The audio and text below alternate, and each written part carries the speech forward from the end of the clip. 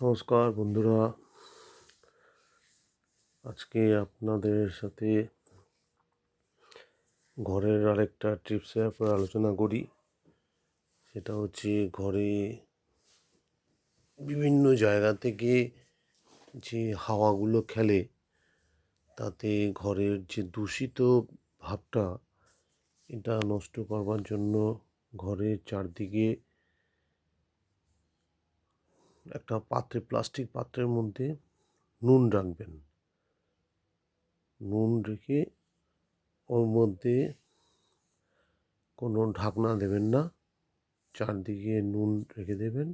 চার কোণে ঘরের চতুর্দিকে বারান্দা, যেখানে যেখানে ঘর, বারান্দা, তারপরে বাথরুম, রান্নাঘর, ওর মধ্যে যেন জল না পড়ে এবং ঘরের মধ্যে হাওয়ার সাথে যে ময়েশ্চারগুলো আছে সেই ময়েশ্চারগুলো ওই নুনগুলো টেনে নেবে।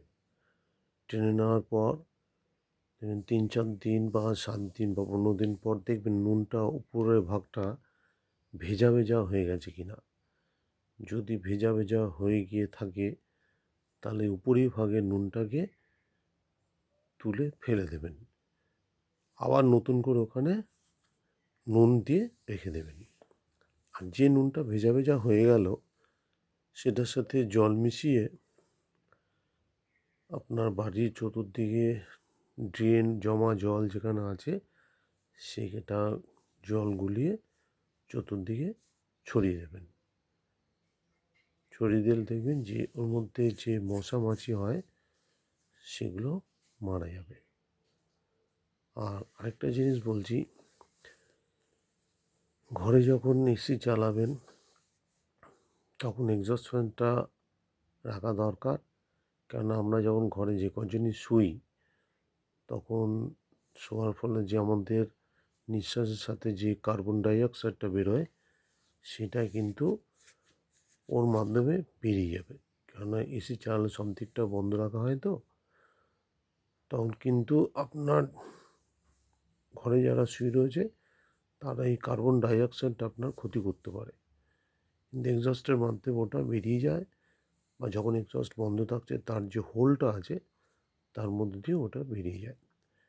তা দিয়ে কিন্তু আপনার এই কার্বন ডাইঅক্সাইডের প্রেশারটা অন্তত থাকবে না, নর্মাল হয়ে যাবে। আরেকটা জিনিস বলবার ছিল, সেটা হচ্ছে ঘুমানোর সময় আপনি কতটা জায়গা নিয়ে ঘুমাবেন সেটা একটা বিশেষ ব্যাপার। সেটা একটা মানুষ যখন শোয়ে তার বডির যে চওড়া দিকটা 1 থেকে 1.5 ফিট মোটামুটি ধরে নেওয়া যেতে পারে।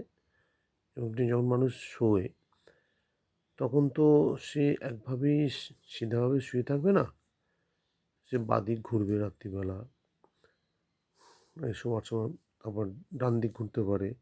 তাহলে একটা মানুষ যখন শোবার পর যখন বাদিক ঘুরছে সে পা ভাঁজ করলে সেখানেও প্রায় 1.5 ফিট,